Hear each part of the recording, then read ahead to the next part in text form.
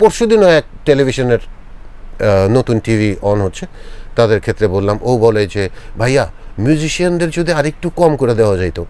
তখন আমি বললাম যে তারা তো এমনিই কম পায়, আরো কম দিবি কেমনে? তবে কলসি কই ফুটটা কইরা দিব, এগুলি বলতে হয়েছে আমাকে। কত সুন্দর ডায়লগটা দেখ, কলসি কই ফুটটা কইরা দেব, সানডে মানডে ক্লোজ করে দেব, তারপরে আর কি বেশ কিছু আপনারা এখন পুত কইরা দেব। এখন তো এগুলো আলাদা আলাদা ভাবে এগুলা রিলস। সুবহানাল্লাহ, আল্লাহর কাছে বল যে কত সুন্দর মার্কেটিং হয়েছে আমার এই গানগুলোর। বিকজ সেন্সর বোর্ড থেকে যখন পাস হয়েছে ওটা তো কাটপিস সহ পাস হয় নাই, হ্যাঁ, ওই তো হলে যাওয়ার পরে তারপরে জিনিসটাকে ট্যাগ করা হয়েছে।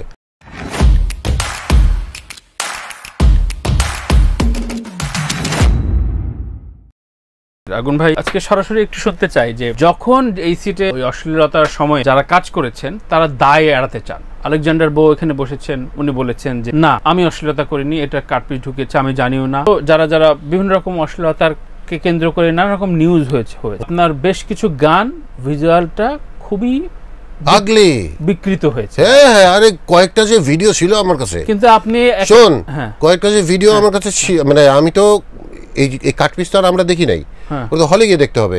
বিকজ সেন্সর বোর্ড থেকে যখন পাস হয়েছে ওটা তো কাটপিস সহ পাস হয় নাই, ওই তো হলে যাওয়ার পরে তারপরে জিনিসটাকে ট্যাগ করা হয়েছে। আমার কাছে কয়েকটা ছিল কাটপিস, মোবাইলের মধ্যে নিয়েছিলাম। আচ্ছা, হ্যাঁ, নিয়ে কয়েকজনকে দেখানোর পরে কিছু ম্যাডাম, মানে ওই সময় না এই সময়, ওই সময়ের, আচ্ছা ওই সময়ের কিছু ম্যাডাম এরাম এই করেছে। হ্যাঁ হ্যাঁ, মানে ব্যাপারটা কিন্তু ওই রকম। দায় এড়ানোর প্রসঙ্গে আমি কোনো মতেই যেতে চাই না। একটা যখন ভাবে ছড়াই গেল, তো পরবর্তীতে আপনি থামেননি কেন? কি থামবো? মানে একের পর এক আপনার বেশ কিছু গান। আমার গানের তো কোনো যেই গান তুই আমার দেখেছিস, ওখানে যাকে হিরো করতে দেখেছিস, ও তো ওই হিরোর গান রে। আমি আবারও বলছি, এটাকে স্ক্রিন প্লে বললে ভুল হবে কেন? আলেকজান্ডার বোকে যদি ওখানে দেখা যায়, হ্যাঁ, আলেকজান্ডার বো তো হিরো, ও তো ভিলেন না। তো কথাটা পরিষ্কার আমার, পরিষ্কার। সালমান যদি এই করে, হ্যাঁ, সে তো পারে না এটা করতে। সালমান তো হিরো রে ভাই। আলেকজান্ডার বো যদি এখন তোর কথা শুনে, আমি এই আলেকজান্ডারের কথা আমি শুনি নাই, নজরুল না ওর নাম, নজরুল, হ্যাঁ, নজরুলের আমি যেটা বললাম, ও যদি এখন দায় এড়িয়ে যেতে চায়, আরে বাবা ওটা তো ডকুমেন্টেড। আপনারটা? আমারটা তো ডকুমেন্ট করেছে দ্বীপজল বাদ দে, তুই স্ক্রিন প্লে খালি বাজা, ওই গানের আগা মাথা বুঝবে কেউ। কিন্তু আমার প্রশ্ন যে বিতর্কে জড়ালো, তখন আপনি স্বাভাবিক প্রশ্ন যে আপনি তখন অফ হয়ে গেলেন না কেন? না, এর বাইরে আমি আর কি করবো? হ্যাঁ, আমার গান করাই তো আমার কাজ। তখন জিজ্ঞাসা করতেন না যে এটার ভিজুয়াল কেমন, কি হবে? এটা অবশ্যই করতেন, অবশ্যই। কি হবে? দ্বীপজল কি গাঞ্জা খায় গান গাবে, না মদ খায় গান গাবে? ওখানে পরনারী কতগুলি থাকবে, তখন ওই আমার সাথে যে গান গাচ্ছে ওরা হায় এলি করতে হবে না, সেটা তো আমাকে করতে হবে না, আমারে বলতে হবে কলসি কই ফুটটা কইরা দিব, এগুলি বলতে হয়েছে আমাকে। কত সুন্দর ডায়লগটা দেখ, কলসি কই ফুটটা কইরা দেব, সানডে মানডে ক্লোজ করে দেব, তারপরে আর কি বেশ কিছু আপনারা এখন পুত কইরা দেব। এখন তো এগুলো আলাদা আলাদা ভাবে এগুলা রিলস। সুবহানাল্লাহ, আল্লাহর কাছে বল যে কত সুন্দর মার্কেটিং হয়েছে আমার এই গানগুলোর। আপনি এনজয় করেন বিষয়গুলো না? Yes of course, yes. এই যে কেরাবেরা লাগাইয়া দেব, ইয়েস। তোরা আমাকে এই গানগুলো শুনে গ্র্যাটিটিউড জানাচ্ছিস না? না না, এটা তো একেবারে আপনি একটা শ্যাডো ফ্যাক্টরের আগুন ভাই, আর একটা মানে আমার স্বপ্নগুলোর আগুন ভাই। এটা তো আকাশ পাতাল তফাৎ। হ্যাঁ, এটা মেলানো যাবে না, বিকজ আমি অ্যাক্টিং জানি, তাই আমি অভিনয়টা জানি বলে। আবারও এরকম একটা ঢেউ হলে আপনি এইসব কাজ করবেন? আবার গানের ক্ষেত্রে আপনি প্রফেশনাল গান, আমি একটা কথা বলি, খুব ইম্পর্টেন্ট, দ্বীপজল কিন্তু আর আসবে না। আসবে না বলতে? আসবে না মানে পপুলার হবে না এরকম? না, দ্বীপজল ক্যারেক্টারটা আচ্ছা আর পাবি না। One Dipjol, one Dildar, one Salman Shah. এখন যদি তুই বলিস এরকম গান কি আবার গাবেন? যদি এরকম ইয়া পাই তাহলে গাবো। আচ্ছা, যদি ডিপ জল পাই। আপনার এই কাজগুলোতে আপনার কোনো রিগ্রেট নাই? না না, নাউজুবিল্লাহ, কেন রিগ্রেট থাকবে? আমি একটা মাটির দোলা ফিল্মে যখন আমি যাই, তখন আমাকে যেভাবে মোল্ড করা হয় আমি সেই রূপ ধারণ করি। That's it. ফাইন। কমার্শিয়াল সেন্সে তো এটা আপনি তার জাস্ট একজন কন্টেন্টশিল্পী হিসেবে কাজ করেন। এক্স্যাক্টলি, ফিল্মে তাই। সো এবার বলেন যে 8 মিলিয়ন বলে যাচ্ছেন, অনেকবার বলছেন, এর জন্য কি জানি হ্যাঁ 8 মিলিয়ন। 8 মিলিয়নটা তো ইয়ে না, তো গান না, জিঙ্গেল হবে কেন? 8 মিলিয়নটা হচ্ছে একটা ইন্টারভিউ। আর 6 কোটি লিলি হচ্ছে 6 কোটি। অঙ্কে ভুল করেছিস, তোকে মাফ করে দেওয়া হলো। হ্যাঁ, তো 6 কোটির গল্প শুনতে, 6 কোটির গল্প তো মাত্র হলো। এখন এটা রেস দেখ কবে থেকে শুরু হয়। আচ্ছা, মানে দেখা গেল যে আমার তো, আমি যেটাই বলছি, এখন যদি তুই দেখিস যে আল্লাহ আল্লাহ করে প্রতি বছরে 4-5টা করে আগুন ভাইয়ের গান লেগে যাচ্ছে, তাহলে বুঝতে হবে যে এটা আবার রিশাফল হয়েছে জিনিসটা। আচ্ছা আচ্ছা, হ্যাঁ, ওই যে 3 দশকের খেলা যেটা বললাম আমি, 3 দশকের খেলাটা আমার কাছে এইটাই, এই যে লিলি বিউটি সোপের খেলাটা।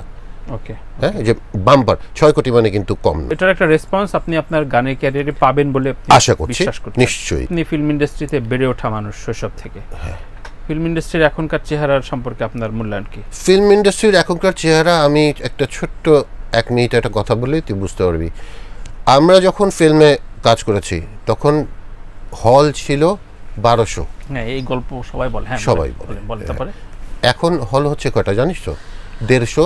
না না, 150 না, 70টা ঈদে বাড়ে, ধরে নেই, গুদাম ঘরগুলো চালে বস্তার উপরে দর্শক বসায়। এক্স্যাক্টলি তাই। এখন এইটা ভাবলে তো ফিল্ম ইন্ডাস্ট্রিকে পাওয়া যাবে না। আমি আবারও বলছি, why are you missing this point? সেটা হচ্ছে যে এই যে 3 দশকের খেলাটা বলছি, খেলা তো শুরু হয়েছে অলরেডি। ভালো ভালো ছবি কি আসছে না? সংখ্যা অনেক কম, অনেক কম আসছে। এটাই দেখ না, একদম বদলে এখনো যায় নাই তো সিনে মিডিয়াটা।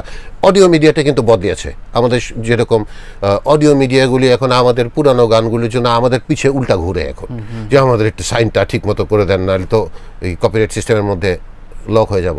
ওইটা নিয়ে যেরকম আমরা হ্যাপি, তাই না? এখন ফিল্ম ইন্ডাস্ট্রির নিশ্চয়ই ওইরকম একটা বেসমেন্টের দরকার। ওই বেসটা এখনো তৈরি হয় না, এই ফিল্মের হয়ে যাবে। এই সময় ছবি দেখেন আপনি? আমার ছবি দেখা হয় না রে, দেখা হয় না। কাটপিস টাটপিস দেখা হয়, গান টান যা আছে দেখা হয়। কাটপিস বলতে মানে গানগুলি আপনার 90 তে না না, কাটপিসেরও আরেকটা ডেঞ্জারাস ব্যাপার আছে কাটপিসের। এখন আমরা যেটাকে কাটপিস বলি সেটাকে বলি গান। কেন আমি বলি যে এই যে বিভিন্ন কোম্পানিগুলি আমাদের গানগুলো নিয়ে আমাদের রেভিনিউ দেয় না, বুঝছিস? কোন ভিত্তিতে দাঁড়িয়ে দেয় না জানিস?